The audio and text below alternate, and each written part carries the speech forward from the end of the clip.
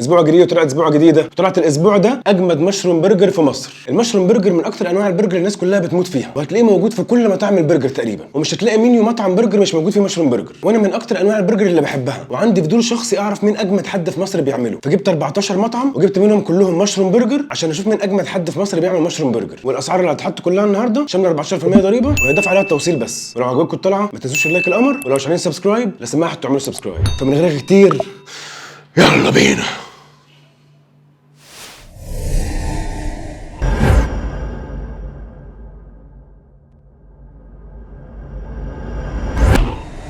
يلا بينا.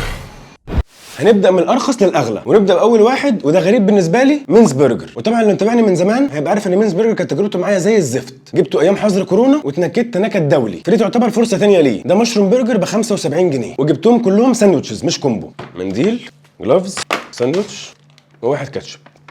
تغليف محترم قوي.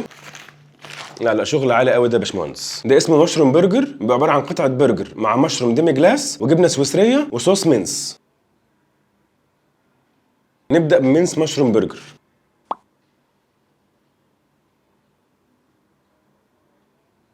صوص ديمي جلاس بسيط قوي، وقطعة برجر مش ناشفة ومش جوسي برضو، عادية يعني،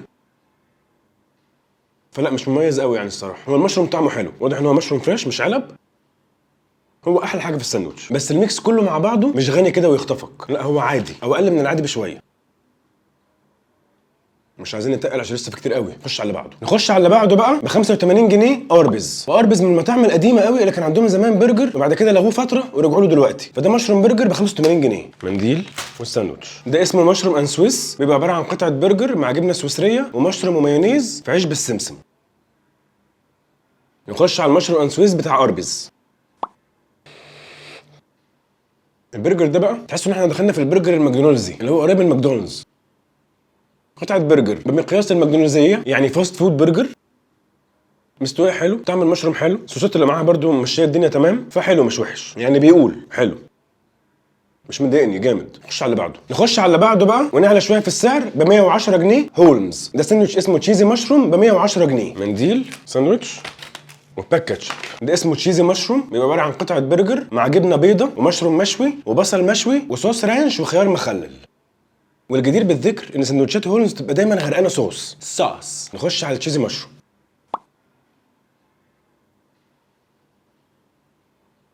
ده ساندوتش مشروم برجر متدلع قوي. الصوصات طبعا ضايفه له ميكس حلو جدا، قطعه البرجر جميله، وانا من زمان قال عليهم ان هم جامدين جدا في البرجر. المشروم اللي محطوط برده محطوط بكميه كويسه،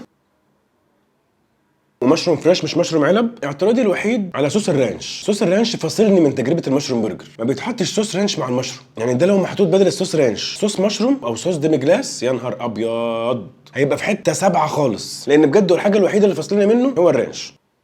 انما نقول تحفه وجامد جدا. نخش على اللي بعده بقى، واللي عايز اعمل له طلعه من بدري قوي، بوتشرز برجر. بوتشرز برجر طلع معانا الحلقه دي بمنظرين، لان هو عنده مقاسين في البرجر وعنده سندوتشين برجر مختلفين برضه. عنده مقاس 4 او زد ومقاس 6 او زد. ال4 او زد ده بيبقى 120 جرام وال6 او زد بيبقى 165. وعنده نوعين مشروم برجر مختلفين خالص، فجبت الاثنين. نبدا باول واحد بي مشروم، وده طلبته 4 او زد. تعالوا اوريه لكم. ويتش سندوتشات بس. طب يا بيه بالله عليك، بصوا العلب بتاعتكم شكلها ايه. العلب بتاعتهم اوريدي مكتوب عليها كل الاسماء من بره بالمقاسات بكل حاجه، يعني اللي بيطلع الساندوتش كل اللي هو عليه ان هو يعلم بس. انت مش معلم ليه يا باشمهندس؟ في واحد فيه جرجير وواحد لا، فانا هدور على الجرجير. تقريبا ده الصغير. هو ده. اوعى طبعا. ده اسمه بيبي مشروم، بيبقى عباره عن قطعه برجر 120 جرام مع قطعتين جبنه سويسريه ومشروم مشوي وبصل مكرمل وصوص سموكي، صوص مدخن. نخش على البيبي مشروم. اخر قطمه. طيب قطعة برجر حلوة قوي، توابلها ضعيفة مش صارخة قوي. المشروم اللي معاها مشروم فريش مش مشروم علب، وطعمه تحفه. المشكله في البصل المكرمل. البصل المكرمل اللي حاطينه مسكر قوي، فقلب على طعم كباب حله. عارفين الكباب الحله اللي بيبقى مسكر قوي ده؟ هو عامل كده بالظبط. ده مش لكل الناس. اللي بيحب الطعم اللي رايح ناحيه السويتنس، التسكير الجامد، هيعجبه. اللي ما بيحبش النوع ده هيقفله قفله وحشه قوي. فسوسو. نخش على اللي بعده بقى، كوك دور. عندهم ساندوتش مشروم برجر ب 115 جنيه. ساندوتش بس. ده بيبقى عباره عن قطعه برجر مع صوص كاري وتشيز حاجه عجيبه ومشروم وبصل مكرمل وصوص تكساس. خش على المشروم برجر بتاع كوك دور ب 115 جنيه.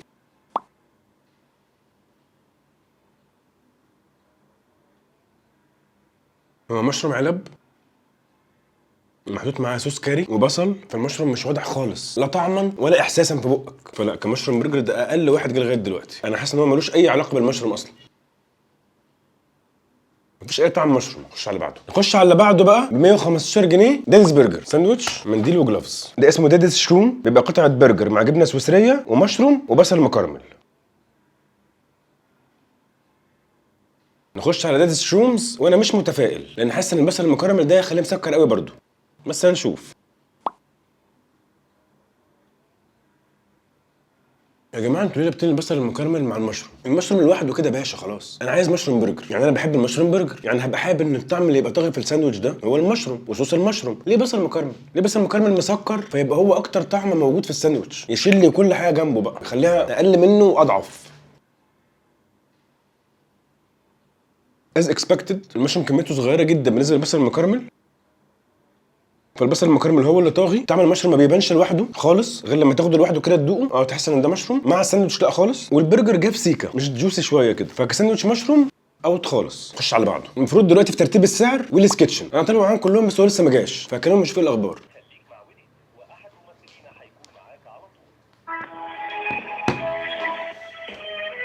انا كلمتهم بلغتهم بالموضوع، قال لي طب خليك معايا ثانيه اوصل للفرع اشوف اتاخروا ليه.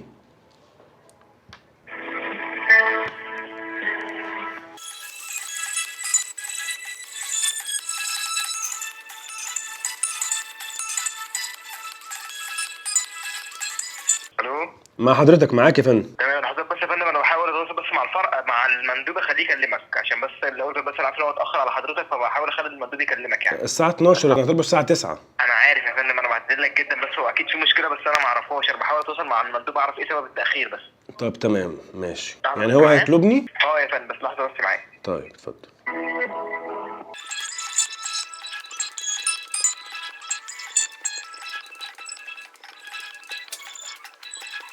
الو. لما التاخير هو دلوقتي الطيار هيكلم حضرتك، تمام؟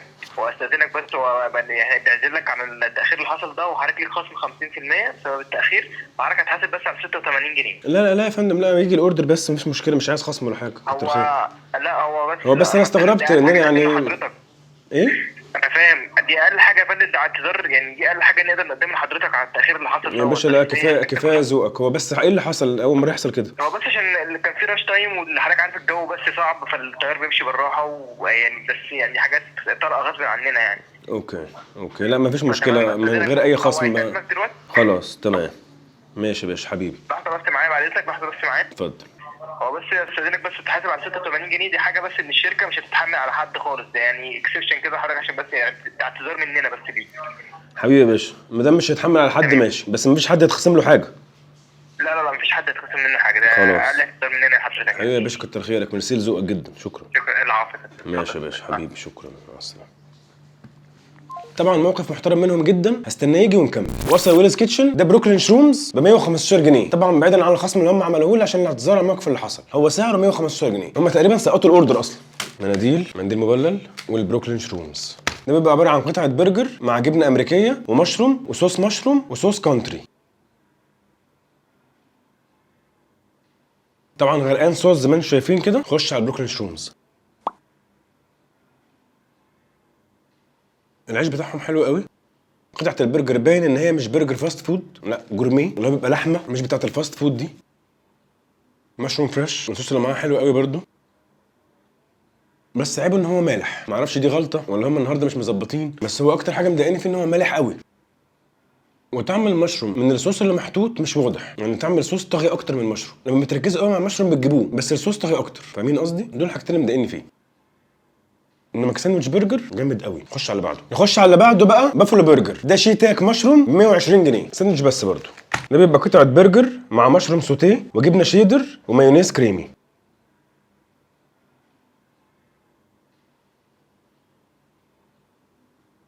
وللامانه ومصداقيه الريفيو لقيت شنطه تانية فيها كفر، والطماطم والخس والبصل والخيار المخلل اللي بيجوا مع البرجر بيحطوا لك بره. حط انت براحتك بقى، عايز او مش عايز. واضح ان هم فريش قوي. ندول الاول من غير، وبعد كده نحط الاضافات عشان ما نظلمهوش بس.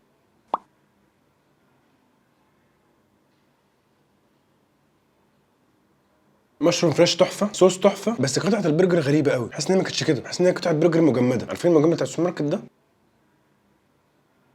والله بالظبط كانها فراجيلو. معرفش هل ده عشان حجم الصغير، بس انا فاكر بافلو انا عملت طلع على البافلو ما كانش كده.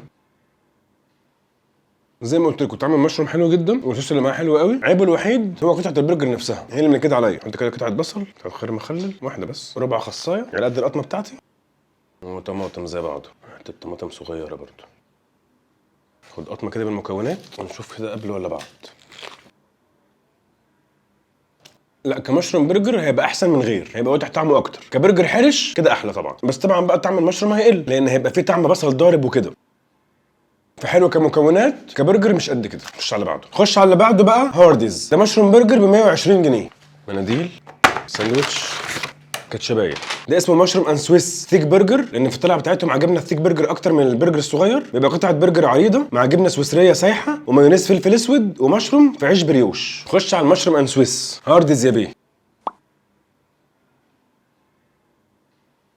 ساندوتش حلو قوي وميكساته كلها ماشيه مع بعض قمر، بس العيب في المشروم انه قليل. المشروم متقطع قطع صغيره جدا ومحطوط بكميه قليله، يعني لو زاد عن كده وتقطعته كبرت شويه بقى في حته تانيه خالص. ده لانه جامد جدا طبعا، من احلاهم يعني. هو بس العيبين اللي بقول لكم عليهم دول لو اتظبطوا. خش على بعضه. نخش على اللي بعده بقى ماكس برجر. وماكس برجر انا ضربت عندهم ساندوتش مشروم برجر من اجمل ساندوتشات المشروم برجر اللي ضربتها في مصر كلها، وداخل المقارنه دي على اساس ان هو لو محدش علق عليه هيبقى رقم واحد. ده لو محافظ على مستواه طبعا. زي ما انتم عارفين يعني. ده مشروم برجر ب 129 جنيه. مناديل والجراند ديلوكس مشروم برجر واثنين كاتشب. ده جراند ديلوكس مشروم ان سويس، بيبقى قطعه برجر مع مشروم فريش وجبنه امنتال وبصل احمر ومايونيز في عيش دهبي محمص.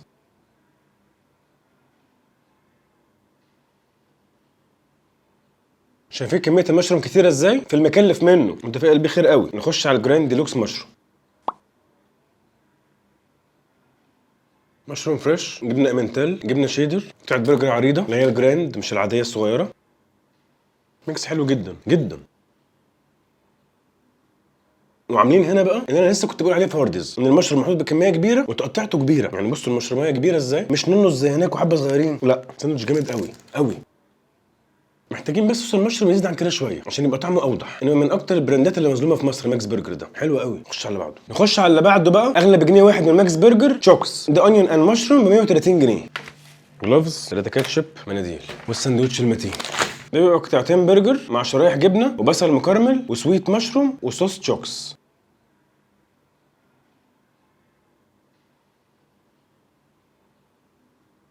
نخش على تشوكس. وتشوكس اول حاجه عندهم دبل، عندهم يا اما دبل يا اما تريبل، ما عندهمش سنجل لان البرجر زي ما انتم شايفين كده رفيع قوي فمش هيجي سنجل. من اول قطمه كده وضرب في سقف حلقي على طول. البصل المكرمل مسكر قوي، مفيش اي طعم اي حاجه جنبه، هو بصل مكرمل طاغي. طب حلو ولا وحش؟ حلو اللي بيحبه، اللي بيحب الاكل المسكر، اللي شخصيه الطعم المسيطر على الساندوتش تبقى المسكره، الحاجه المسكره ده اللي هيعجبه. انما اللي داخل عايز مشروم برجر مش هيكيف منه. نخش على اللي بعده. نخش على اللي بعده بقى. فصلت خالص. برجر كينج. برجر كينج عندهم ساندوتش اسمه بيف سويس مشروم ب 132 جنيه. انا شايفه كتير كبرجر فاست فود الصراحه يعني. 132 جنيه. هو ليه مطاعم الفاست فود اتنططت علينا فجاه كده؟ يعني ماكدونالدز، برجر كينج، يا جماعه انتوا فاست فود يعني اكلات سريعه واسعارها حنينه، علشان كده احنا بنروح لكم باستمرار. يعني ليه بتعملوا لنا معامله الفاين دايننج فجاه كده؟ البيبسي ماشين في ماكدونالدز ب 50 جنيه، كوبايه بيبسي ب 50 جنيه. ده انت ماكدونالدز يالا. كمان مفيش حتى منديل امسح بقي. هو الساندوتش بس. ماشي. ده بيف سويس مشروم، بيبقى قطعه برجر مع جبنه سويسريه ومشروم وصوص مشروم في عيش بالسمسم. مبدئيا كده حجم المشروم وتقطيعته شبه قوي هارديز.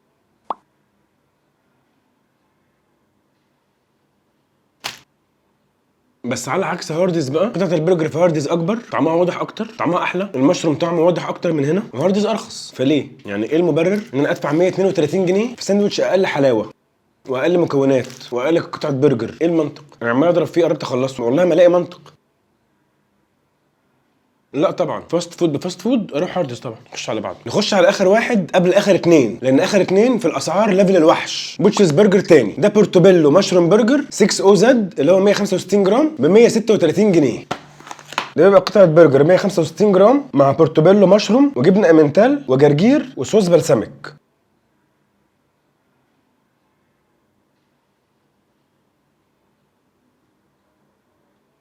واضح ان الكلام هنا على لغوصه، الدنيا ملغوصه خالص. واضح ان الكلام على جورميه برده شويه. صوص بلسمك، مشروم نوع بورتوبيلو. انا للامانه ما اعرفش ايه بورتوبيلو ده، بس واضح يعني ان هو نوع مشروم نضيف قوي، لان شكله وحجمه مختلف خالص عن اللي جه الناحيه الثانيه، كبير عملاق كده. واضح ان احنا هنتكيف يعني. واو. يا بيبي مفيش مقارنه خالص بين البورتوبيلو ده والبيبي مشروم خالص. ده حماده عالي قوي يعني، ده شغل جامد قوي. مشروم نفسه طعمه مختلف تماما جمله وتفصيلا. بس اقول لكم حاجه غريبه بقى، اللي فاصلني منه زيه زي هولمز، ان هولمز كان حاطط صوص رانش فاصلك عن تجربه المشروم. هنا صوص البلسمك نفس الكلام، لازع مزز كده. فالصوص ده لو بقى صوص مشروم او صوص ديمي جلاس، يا نهار ابيض على الساندوتش ده، هيبقى ولا غلطه. برجرايه حلوه جدا، سمكها تحفه، سواها تحفه، المشروم ولا كلمه، مكيفه. وبصوص البلسمك ده برده جامد جدا، مازال جامد جدا. بس صدقوني لو اتغير هيبقى في حته تانيه خالص.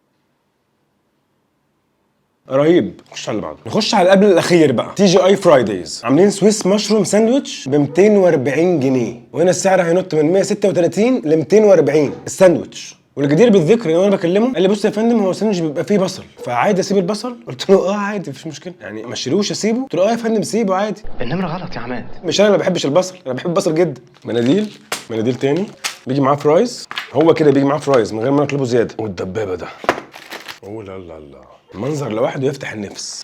ده بيبقى قطعه برجر استرالي مشويه مع جبنه سويسريه ومشروم سوتيه وبصل مكرمل وبصل وخس وطماطم وخيار مخلل وصوص مستردة ديجون اللي هي بتبقى سبايسي متوسط في عيش بريوش، وبتقدم معاها بطاطس محمره. خش بقى على شويش السعر بنجني. نخش بقى على سويس مشروم اللي ب 240 جنيه ده، على الله يطلع وحش.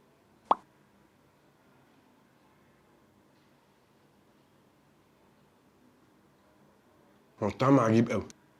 المشروم زي ما هم كاتبين مشروم سوتيه، يعني زي مشروم مسلوق كده، سوتيه مش متحرشن خالص، بلين بيزك خالص. ما فيهوش مثلا صوص ديميكلاس، صوص بني، صوص فلفل اسود، صوص مشروم. لا هو مشروم سوتيه زي ما مكتوب في المنيو. دلع. والبرجر توابله هاديه خالص، تكاد تكون حته لحمه من غير توابل، معتمد على البصل والخس والصوص اللي معاها. حجمه كبير طبعا، المكونات فريش. بس الصراحه وانتوا عارفين مش هقعد احور عليكم، تي جي اي فرايدايز اللي ب 240 ولا بوتشرز اللي ب 136؟ لا بوتشرز. كمشروم برجر انا حاسس ان هو اعلى وكواليتي اعلى وخامات اعلى واكسبيرينس كمشروم برجر اقوى بكتير الصراحه. خش على بعضه. استنى نجرب البطاطس الميته. ده اكل ميت ده. خش على بعض. نخش على اغلى واحد في حلقه النهارده، الوحش. تشيلز عندهم ساندوتش اسمه كلاسيك مشروم سويس ب 247 جنيه ونص. بطاطس برضو اجباري كده كده. يا جدع بالله عليكم. يا اخي ما تجننيش يا اخي. يعني ده انت حرفيا اغلى مطعم برجر في مصر دلوقتي. ها هتطلع البطاطس رمم لي شويه كيس كده. ايه الباكجينج ده يابا؟ ليه كده؟ ليه المعامله دي؟ يعني ليه القله دي؟ ماشي يا بالحاج. يا نهار طين، بصوا الباك عامل ازاي. كاتشب. البرجر محطوط في سلوفان كده، فويل حراري، مفهوم بفويل، مفيش علبه، مفيش اي حاجه. انا فاهم ان تشيلز معتمدين اكتر على الداين ان، انا فاهم ده 100%، وان الدليفري عندهم مش كتير، بس برضو انت مطعم كبير قوي في مصر، وطبيعي ان يبقى ناس عايزه دليفري. وما دام انت فاتح اوبشن الدليفري اصلا للناس، يعني للابلكيشنز، اعمل لي يا عم علبه كرتون. ايه ده يابا ده؟ انا في العاده ما بصغرش مخي واتكلم على الباكجينج والكلام ده، بس مش الدرجه دي، مش درجه ورق فرن. يابا مش كده. باين لك وش من ظهر وحالتك. ماشي.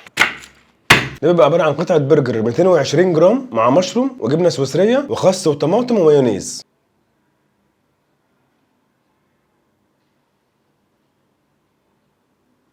الساندوتش من كتر الصوصات العيش من تحت خلاص مش ماسك نفسه، مش على بعضه، مش قادر يصمد اكتر من كده، خلاص اتهرى. فاحنا هنسنده كده. بسم الله.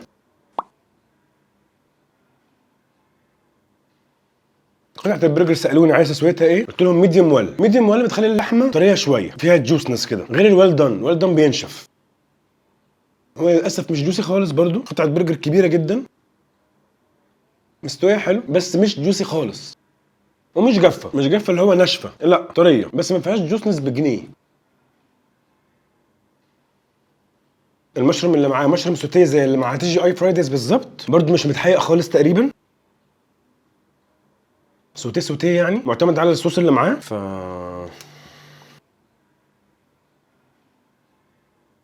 مش وحش خالص، عشان ما يتفهمش من كلامي انا بقول ان هو وحش، لا هو مش وحش خالص، ولكن مش لاقي له مبرر ان هو يبقى 240 جنيه. كتير بالنسبه لي الصراحه. مش قادر الاقيهم هم فين، فاهمين قصدي؟ الامانه في الريفيو، امانه ايه ده متلج في ايدي.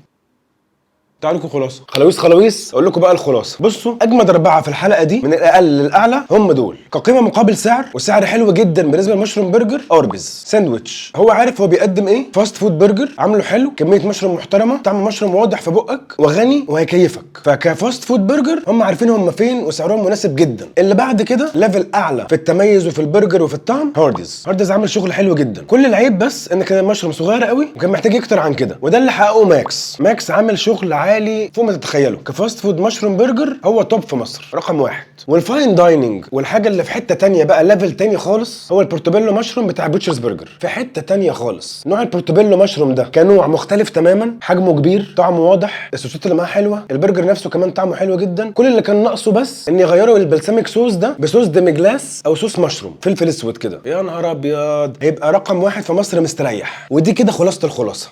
بس كده هي كانت طلعت الاسبوع ده. لو عجبتكم الطلعه ما تنسوش اللايك القمر، ولو مش عاملين سبسكرايب لو سمحتوا اعملوا سبسكرايب وفعلوا الجرس عشان يجيلكم كل حاجه بنزلها اول باول. لحد الاسبوع الجاي ان شاء الله، الاسبوع الجاي طلعه جديده. اشوفكم على خير، يلا سلام.